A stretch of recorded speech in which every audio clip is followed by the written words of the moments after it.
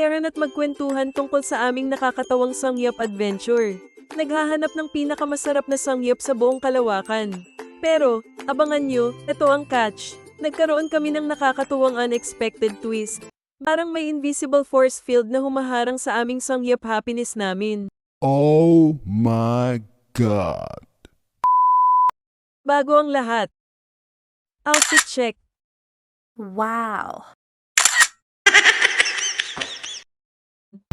At pagdating namin sa Korean resto, parang may eksena sa MasterChef sa harap namin. Aba, parang sa cooking show lang na pumalpak.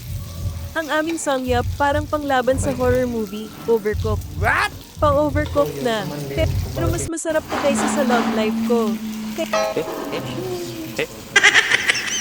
Kaya tuloy lang ang kainan at tawanan.